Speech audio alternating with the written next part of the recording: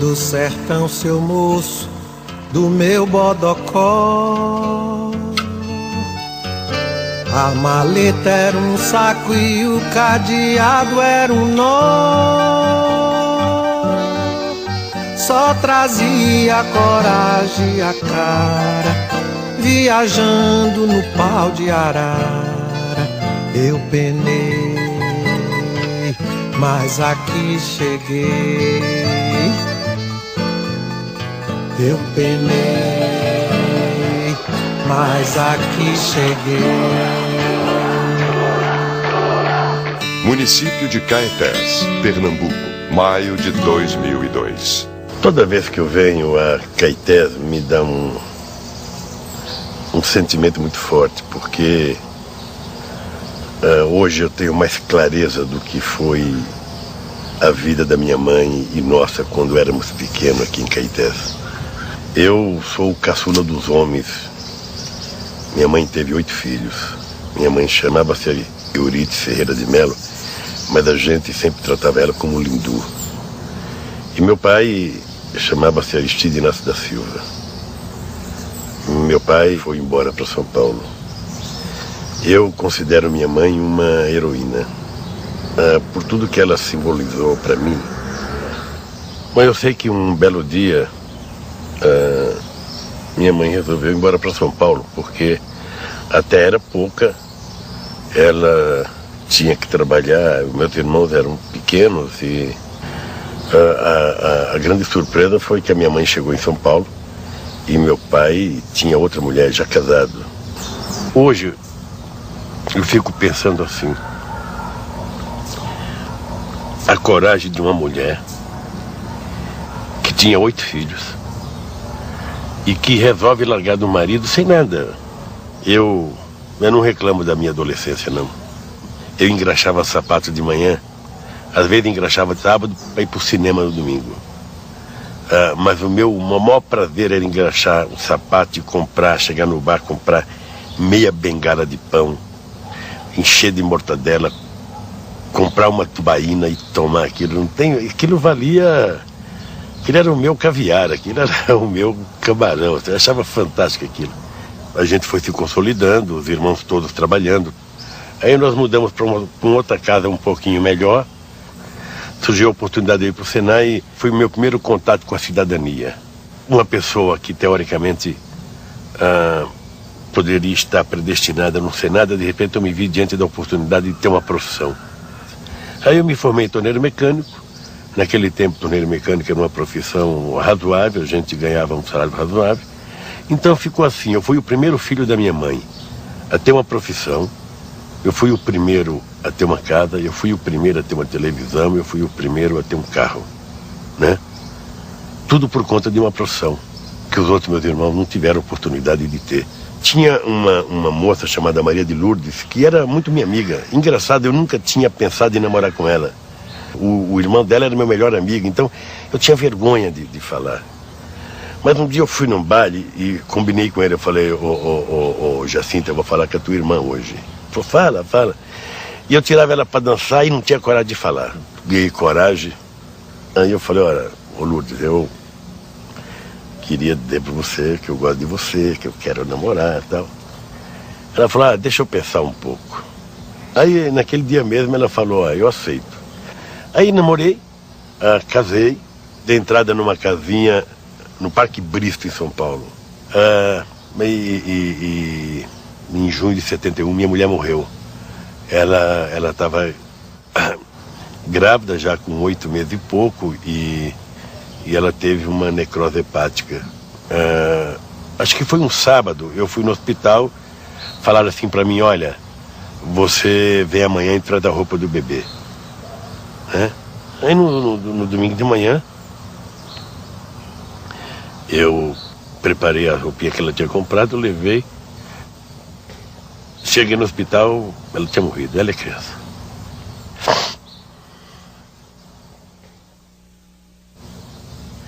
Mãe, eu sei que na minha cabeça, até hoje eu acho que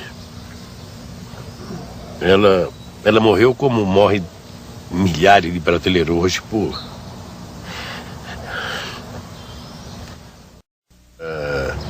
Fiquei 3 anos e meio viúvo. Depois eu tive uma namorada. Dessa namorada surgiu a Lurian, que hoje é jornalista. Eu trabalhava no sindicato e eu cuidava da parte de previdência social. Eu conheci o Lula em 74. Ele já era diretor do sindicato e eu trabalhava na prefeitura de São Bernardo. Aí, quando chega essa loira na minha sala, eu sabia que ela era viúva. Aí, eu falei, puxa vida, eu preciso dizer que eu sou viúvo também. Ele pegou, deixou cair a carteirinha dele no chão para mostrar, para eu pegar e ver que ele era viúvo. Foi engraçado que ela pegou minha identidade, acho que ela percebeu a malandragem minha. Falou, você também é viúva? Eu falei, sou. E nós começamos a namorar. Nesse tempo eu tinha um TL, era chique ter um TL.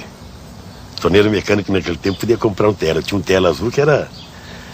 Namoramos 7 meses e casamos. Eu estava apaixonado, muita paixão por você casar em 7 meses, né? Tivemos o Fábio, que é o primeiro filho nosso, meu e dele, né? Depois nós tivemos o Sandro, que está com 23, e o Luiz Cláudio com 17. O Marcos, que é só o filho da Marisa, do primeiro casamento, aconteceu uma coisa fantástica. Ele chegou para o Lula e falou, não dava para o senhor colocar o seu nome em mim, porque todo mundo fala que você... É meu pai, só que eu não tenho o teu nome. Ele acabou adotando o Marcos como filho dele. Então hoje o Marcos também chama-se Marcos Cláudio Lula da Silva. O Lula costuma falar para todos que é ele que manda na casa, mas não é verdade. Quem manda na casa sou eu. Eu comparo a Marisa aquelas mãezonas italianas, sabe, que abre os braços e coloca os filhos embaixo.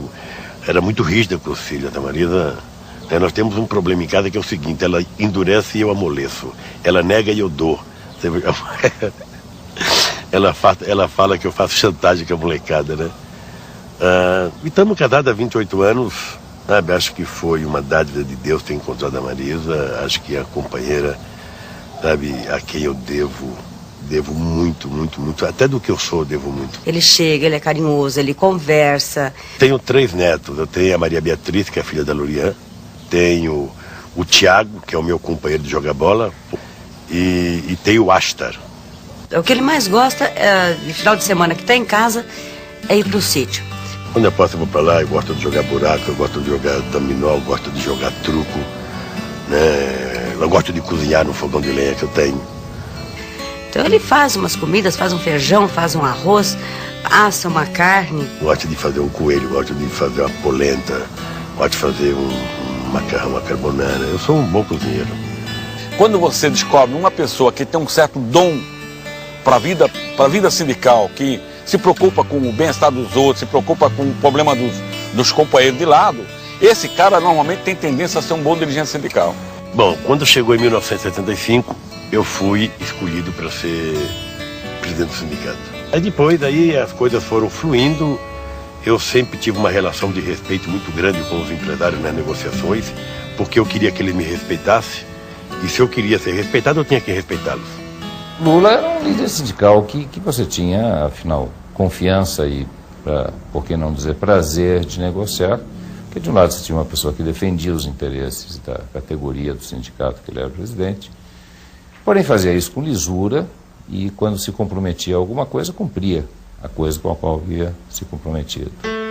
Estádio da Vila Euclides, São Bernardo do Campo, maio de 2002. Toda vez que eu entro aqui no estádio da Vila Euclides, eu fico muito emocionado, porque eu devo praticamente tudo que eu sou na vida política ao que aconteceu aqui. Vivemos um momento histórico da classe trabalhadora. É um voto de confiança que eu peço a vocês. Nós vamos voltar a trabalhar!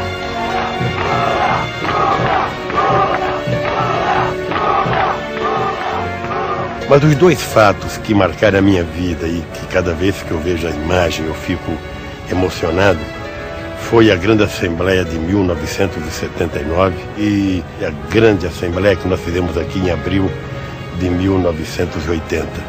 Era um clima muito emocionado e, de repente, a gente percebe helicóptero do Exército sobrevoando as nossas cabeças aqui. E eu comecei a ficar preocupado porque se desse um tumulto qualquer, poderia o pessoal sair correndo e alguém a se machucar. Aí eu chamei o pessoal e falei, olha, vamos levantar as nossas bandeiras, vamos cantar o hino nacional, porque nós temos que provar para eles que nós é que somos brasileiros, que nós é que amamos essa terra, e é das nossas mãos que sai a produção e a riqueza desse país.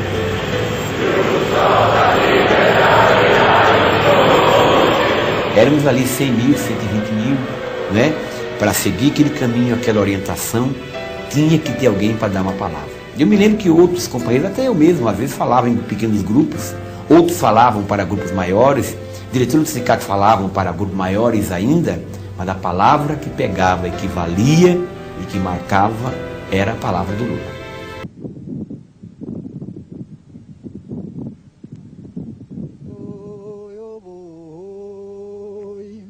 Fui a terra onde eu nasci, quase morri de emoção.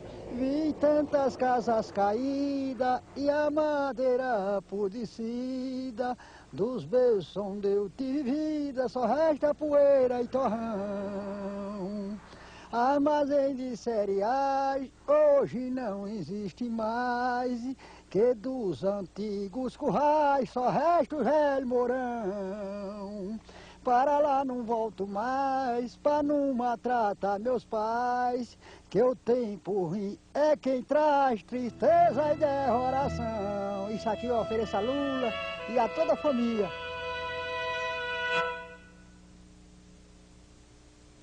Muito obrigado. Muito obrigado. Muito obrigado por vocês existirem, porque sem vocês eu não seria ninguém e não teria chegado aonde eu cheguei. O nosso presidente, Luiz Inácio Lula da Silva! Foi uma jornada muito dura e que eu não chegaria aqui se não fosse a garra de vocês, a competência de vocês e a credibilidade que vocês depositaram em mim. Quero agradecer às mulheres e aos homens deste país que fizeram com que a esperança derrotasse o medo nessa campanha de 2002. Eu estava dizendo a vocês que até agora as coisas foram fáceis. O difícil vai começar agora. Eu sempre comparo a política com o casamento. Quando a gente está apaixonado, que a gente quer casar, a gente senta com a nossa namorada e a gente fica alimentando os nossos sonhos, discutindo o que a gente pode fazer. E a gente casa. E nem sempre tudo que a gente quis fazer, a gente consegue fazer com uma rapidez que a gente imaginava fazer. Vocês sabem que o nosso país vive uma crise. Mas sabe também que a nossa vitória é a concretização da esperança que nós acumulamos durante muitos e muitos anos neste país. Eu quero que vocês saibam que Zé Alencar e eu, e o governo que nós vamos montar, nós vamos trabalhar 24 horas por dia, de domingo a domingo, para que a gente possa cumprir cada coisa que nós prometemos nesta campanha. Eu quero, meus amigos e minhas amigas, dizer para vocês, não trairei um só momento a confiança que vocês depositaram no PT.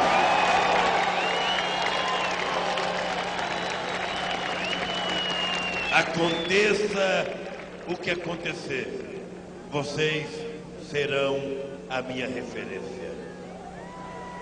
Se um dia eu cometer um erro, pode ficar certo que eu não terei nenhuma dúvida de ir para a televisão pedir desculpas ao meu povo pelo que eu errei. Mas quero dizer para vocês que vou fazer o esforço maior que um ser humano pode fazer para que a gente possa fazer o nosso povo voltar a sorrir, devolver a alegria, devolver a esperança, fazer a economia voltar a crescer, gerar a riqueza para gerar os empregos que tanta gente precisa nesse país. Eu quero terminar porque aos 57 anos o coração vai ficando mais cansado. E eu quero dizer para vocês, muito obrigado.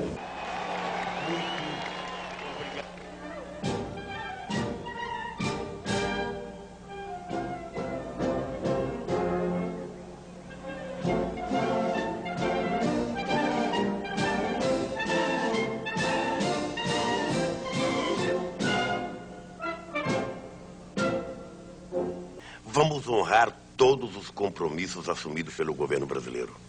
Vamos manter a inflação sob controle e as metas de superávit primário que forem necessárias. Quando nós falamos da dívida interna, nós falamos de milhões e milhões de brasileiros que têm sua poupança, que têm seus investimentos e que fazem parte dos investidores. Parece que 47% delas.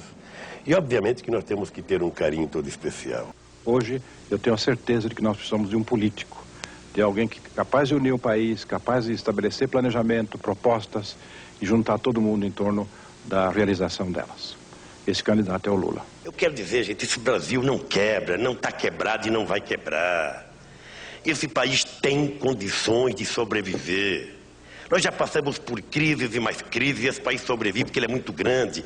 Tem uma extraordinária base empresarial, intelectual, tem um povo maravilhoso. Acha que nós vamos quebrar? Vai quebrar se os governantes forem frágeis e fracos. Eu nunca votei no Lula, né? Então, mas agora eu achei que não dá medo, não.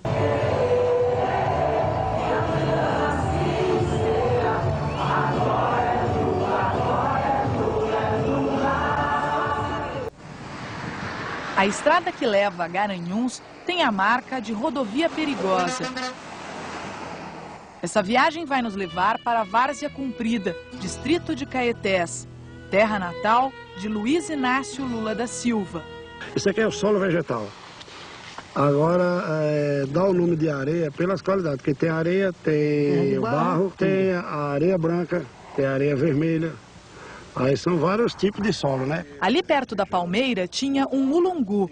Seu Duda, outro primo de segundo grau de Lula, conta que a árvore era a preferida dos beija-flores. Isso aqui é uma casca do pé do mulungu. O pé do mulungu, ela bota uma flor e a beija-flor, ela faz uma zoada, beija e vai-se embora, beija, mas é muita. O pé de mulungu era onde ele brincava com os irmãos, que é uma sombra muito linda, fria. Pensa numa sombra fria, a sombra do pé de mulungu. Seu Duda também revela como Lula e a criançada quebravam o coquinho. Isso aqui se botava a pedra aqui, ó, e esse coco com outra pedra. Olha, tá aqui a bolinha do coco, ó. Como pra você ver? Isso é bom? Bom, bom, não ofenda ninguém. Isso é obra da natureza, criada, Deus fez. É gostoso. A casa onde Lula nasceu não existe mais. O primo Zé Moura nos levou até o sítio de Dona Maria. A construção é típica da região e recebe o nome de Meia Água por causa do telhado. Se você ver ou pegar todas as casas daquela época, era assim, era a meia água, que a gente chamamos que é a casa que cai água para um lado só. Aí tem essa parte aqui que é a sala, tem aquela lá que é o quarto, essa parte lá onde entra para o quarto. Essa parte aqui da frente é onde ficava a cozinha. Aqui só andando abaixado. Aqui você para passar de uma porta para outra, só passa abaixado. O oitavo filho da família Silva teve uma infância difícil. Trabalhava na lavoura, não frequentava escola e o pai tinha deixado o Agreste para tentar a vida na cidade grande.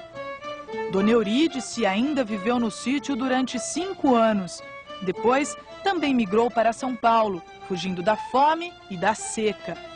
Deixar o Pernambuco na década de 50 não era fácil para nenhum nordestino. E para a família de Lula também não foi diferente. Depois de vender o sítio e andar 1 quilômetro, eles chegaram até este casebre, que na época era uma mercearia. Aqui ficaram esperando durante um dia o caminhão de pau de arara. Perto daqui fica o sítio de outro parente de Lula. Dona Corina tem cartaz do sobrinho bem na fachada.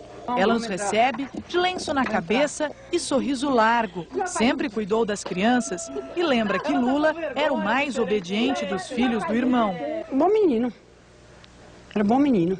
Ele era, bom, ele era do trabalho dele, do estudo, né? Obediente à mãe e o pai, né? Era bom menino. Quem era, né? Pra ser hoje, não é? Aí a gente fica... A senhora tem orgulho? Tem. Lula demorou mais de 30 anos para voltar a Garanhuns. Na campanha de 89, lá estava a tia Corina, junto da parentada. Quando Lula percorreu o Brasil com a caravana da cidadania, mais uma vez passou por Garanhuns e reencontrou os Silvas. Lula também passou pelo restaurante de Zuleide, que não é Silva, mas tem orgulho do conterrâneo. Ela só esteve 3 vezes com Lula e foi suficiente para ganhar um lugar de destaque no restaurante. A simplicidade, o caráter, né? Lula é assim, uma pessoa muito inteira, é um homem assim, muito íntegro, muito honrado. Eu acho assim, a gente tem que admirar, eu admiro as pessoas quando são assim. João não tem Silva no nome, mas também é primo. Seguiu o rastro da família de Lula e também migrou para São Paulo. Morou na Vila Carioca, jogou bola com Lula e lembra quando, aos 14 anos, Lula tornou-se metalúrgico com diploma do Senai. Ele se destacava muito bem, se destacava bem também na profissão de torneiro, fazendo uma variedade de peças. Ele é um camarada muito inteligente, né? E é um rapaz que nasceu para comandar.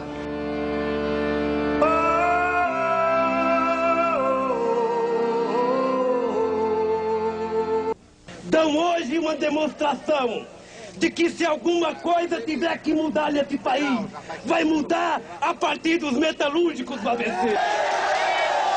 Olha a hora de parar! Todo mundo para outra vez! Era o final dos anos 70. O Brasil vivia sob a ditadura militar. Não havia eleições diretas para a presidência. Presidente do Sindicato dos Metalúrgicos de São Bernardo, Lula levou a categoria à greve em pleno regime militar. A história de Lula começava a fazer parte da história do Brasil. Lula nasceu no sertão de Pernambuco. O pai deixou a cidade quando Lula era pequeno e veio tentar a sorte no sul. Sem notícias, a mãe de Lula, Dona Eurídice, decidiu seguir a mesma trilha. Vendeu o pouco que tinha, pôs os 8 filhos num caminhão pau de arara e depois de 13 dias de viagem chegou a Santos. Descobriu que o marido tinha outra família. Entre os meninos de Dona Eurídice, Lula era o caçula. Começou a ser alfabetizado com 10 anos de idade.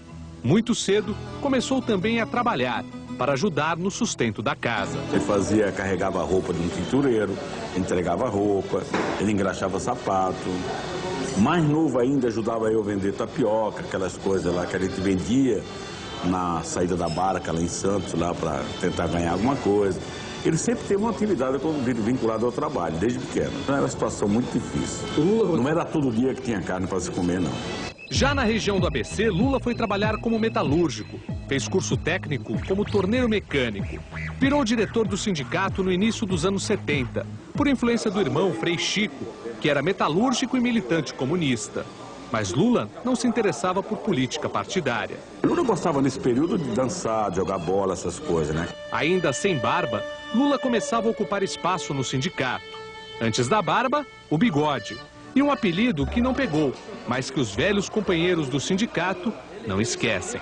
No começo era Taturana, porque tinha um bigode bem avantajado quando ele ainda trabalhava na Vilares e veio para cá. Quando as greves estouraram, Lula já era o presidente do sindicato. O líder sindical que desafiava os patrões e o regime militar e entusiasmava pessoas como Hermílio, um dos milhares de metalúrgicos que lotavam as assembleias do ABC. Eu lembro que era uma massa total, muita gente mesmo, e helicóptero rodando em cima da cabeça da gente, com metralhadora apontada para baixo, sabe? E a gente ficava meio emocionado por ver tudo aquilo e saber que lá em cima do palanque tinha um homem muito corajoso. Mas aqueles não eram tempos românticos. Naquele tempo não havia nada de romântico. Havia sangue, havia dor, havia separação para sempre, havia, sobretudo, dificuldade de encontrar um caminho certo e de ver a luz no fim do túnel. Nós todos andávamos à procura, à busca. Em 1980, Lula foi preso. O regime decidiu intervir no sindicato.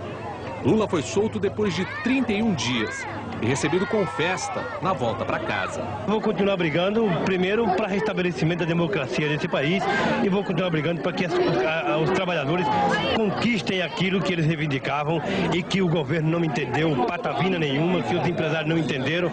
Lula se aproximou de intelectuais e de brasileiros que voltavam do exílio com anistia. No início dos anos 80, liderou a criação do PT. Para surpresa de muita gente, Lula queria ser mais do que um líder sindical. A estreia de Lula como candidato aconteceu em 1982. Ele disputou o governo de São Paulo. O PT engatinhava e, com uma plataforma radical, Lula tentava se diferenciar dos políticos tradicionais que disputavam a eleição. De camiseta, o Lula de 82 dava assim o seu recado no final do debate entre os candidatos daquele ano. Eu gostaria de aproveitar esses 5 segundos antes da Lei Falcão para dizer uma coisa que já tomou conta do PT. O nosso número é 3. Então, companheiro trabalhador, vote no 3, porque o resto é burguês. Lula perdeu a eleição, mas 2 anos depois, lá estava Lula no palanque. Ele liderou o primeiro comício da campanha que reivindicava a volta das eleições diretas para presidente. A mobilização pelas diretas já reuniu 4 milhões de pessoas em comícios com gente de todos os partidos. E qualquer discurso que nós possamos... No palanque, Lula conviveu lado a lado com políticos experientes. Mas a emenda das diretas não passou no Congresso. A primeira grande vitória de Lula com o PT veio na eleição para a Assembleia Constituinte. Ele foi eleito o deputado mais votado do país, com 650 mil votos. O grande salto veio nas primeiras eleições para presidente em 89. Lula foi para a disputa. Sem medo de ser feliz, era o slogan de Lula na campanha. Sem medo de ser feliz, quero ver chegar. Lula lá, brilha uma estrela. Lula lá. Veja, nós vamos suspender o pagamento da dívida externa. Lula surpreendeu políticos tradicionais e chegou ao segundo turno contra Fernando Collor. Mas a imagem do líder sindical ainda assustava os patrões. Empresários prometiam deixar o Brasil se Lula ganhasse. Havia também resistências fortes na classe média mais conservadora. Eu costumava dizer nos palanques, porque as pessoas me perguntavam, que a classe média tinha medo de mim. E eu perguntava o que é ser classe média? É ter uma boa casa, ter um carro, geladeira, televisão, ir à praia de domingo, tomar uma cervejinha, almoçar num restaurante de vez em quando com a família, jantar. Ora, isso é para todo mundo. Nos últimos dias de campanha, Lula cresce e encosta em Collor, que liderava todas as pesquisas. Collor recorre a ataques contra a vida pessoal de Lula. A chance de vitória de Lula escapa no último debate. O deputado do PT, no dia 29 de dezembro de 85, concede uma entrevista à Folha de São Paulo e diz assim: Lula defende até a luta armada. Eu sou contra a luta armada. Eu sou contra a violência. Eu não sei se a Câmara conseguirá pegar algumas ações dos tranquilos seguranças dele, que parece mais um grupo de paramilitares agredindo de toda e qualquer sorte jornalistas, crianças, como essa foto aqui, de crianças deitadas no chão. No dia da votação, Lula recebe os jornalistas para um café da manhã. A imagem dele votando para presidente iria se transformar numa das marcas registradas das eleições presidenciais depois da volta da democracia. A emoção, imaginem vocês que depois de 29 anos de uma espera, a gente votar para presidente, eu acho que é um negócio gostoso, um negócio que eu não estou votando para presidente, eu estou escolhendo um Brasil melhor. Lula perde, mas sai da eleição com quase metade dos votos e consagrado como líder da oposição. Quem ganha, dura pouco no poder. Não me deixem só. Eu preciso de vocês. O governo Collor é marcado pelo confisco e por denúncias de corrupção. O presidente eleito sofre impeachment e perde o cargo. Assume Itamar Franco. O PT, que lutou pelo impeachment, não entra no governo Itamar. Lula embarca numa caravana pelo interior do país, que pavimenta sua nova candidatura à presidência da República. Deixar que o monumento se destrua, apesar de ter sido transformado em patrimônio da humanidade. Lula vai em busca das histórias de um Brasil desconhecido da maioria dos próprios brasileiros. Descobre a realidade dos seringueiros da Amazônia, dos cortadores de babaçu no Nordeste, do peão da fronteira do sul do país. Lula discursa nas missões do Rio Grande do Sul, nas aldeias indígenas e percorre o Rio São Francisco.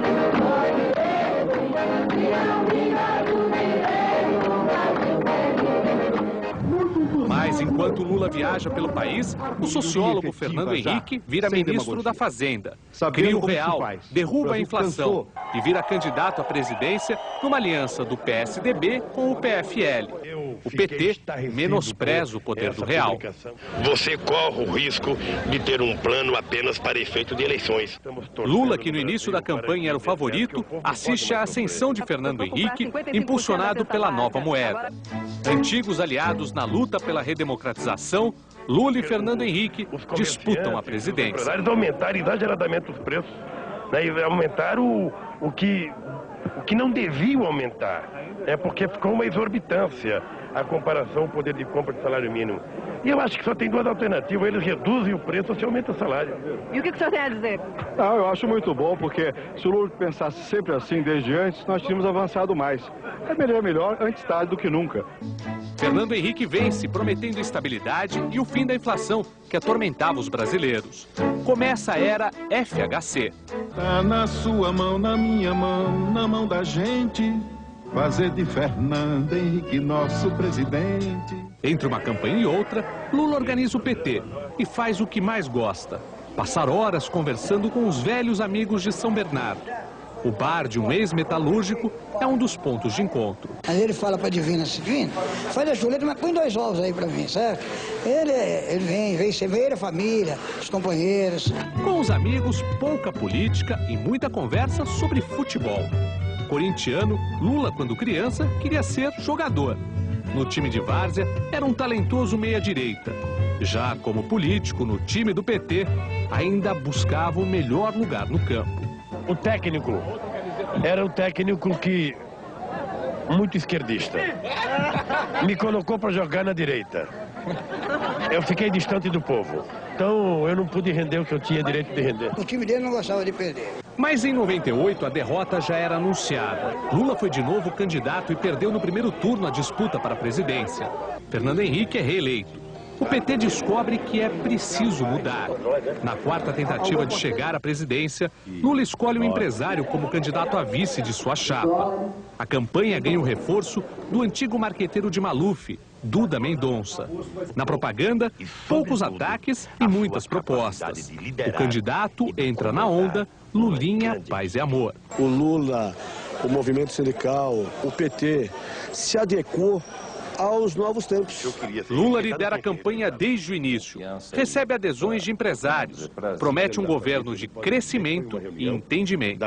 Como dizem alguns colegas nossos da academia, justamente, é verdade que do ponto de vista rigorosamente ideológico, digamos, uma proposta mais radical de socialismo, etc., o Lula desbotou. É o verbo que se costuma usar. Quer dizer, o Lula desbotou, não está mais aquele vermelho radical, etc., né? Mas isso não significa que os princípios, que é o que realmente importa, os princípios tenham mudado. Recentemente mesmo, nesses últimos programas, entrevistas, ele tem dito que para quem quer uma sociedade mais fraterna, mais solidária, mais justa, tem um parentesco muito próximo, e no caso dele sanguíneo mesmo, com o socialismo, com os grandes ideais e os princípios do socialismo.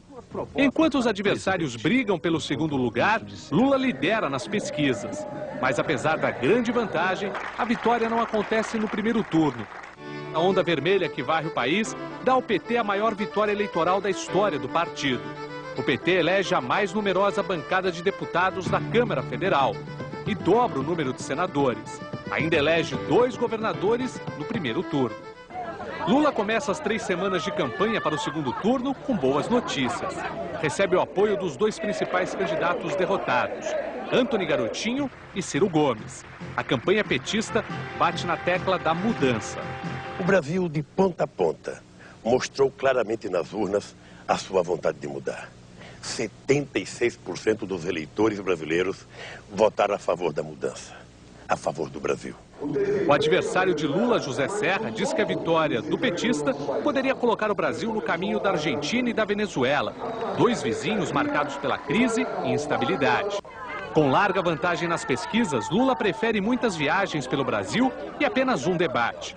Para acalmar o mercado, que vive a turbulenta mistura da alta do dólar, aumento de juros e risco de inflação, Lula se reúne com empresários, promete autonomia operacional para o presidente do Banco Central e regras claras para o mercado. Um ambicioso projeto retorna à agenda política do país, o pacto social entre trabalhadores e empresários. Um gesto tão ou mais simbólico do que ganhar a presidência da República é a gente provar a quem quer que seja uma frase que eu disse em 1979, que ninguém nunca mais ouse duvidar da classe trabalhadora.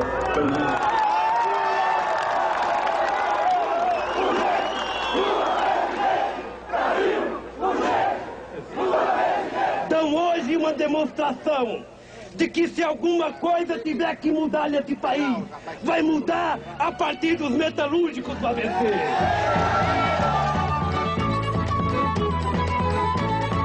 O Pacto de Moncloa é a referência que Lula adota como tema de seu futuro governo. Durante a campanha, ele desenhou o embrião dessa negociação. Fez várias reuniões com entidades patronais e de empregados. Agora, sua intenção é reunir todos os setores, especialmente aqueles com interesses antagônicos, ao redor da mesma mesa para negociar um pacto nacional. Muita gente falou em pacto a vida inteira no Brasil e nunca fizeram, porque pacto pressupõe interlocução séria. E nós vamos fazer, nos primeiros meses de governo, uma espécie de radiografia de cada setor. O que tem de bom naquele setor, o que está dando certo, o que não está dando certo e falta um empurrãozinho para dar certo, o que está falhando que tem que ser tirado fora.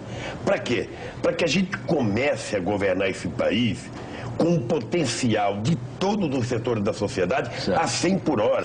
Os empresários estão entusiasmados com a perspectiva aberta pelo PT. Apostam na negociação como saída para a crise econômica e prometem contribuir para a realização do pacto proposto pelo presidente eleito. Eu não poderia deixar de agradecer o inestimável serviço que esse companheiro prestou nessa campanha. 33 anos depois, outro Silva chega ao poder. Ou melhor, 2. O vice de Lula, conhecido apenas como José Alencar, também é da Silva. Uma mulher de poucas palavras, que evita falar em público e não gosta do assédio da imprensa. Marisa Letícia Lula da Silva sempre foi assim.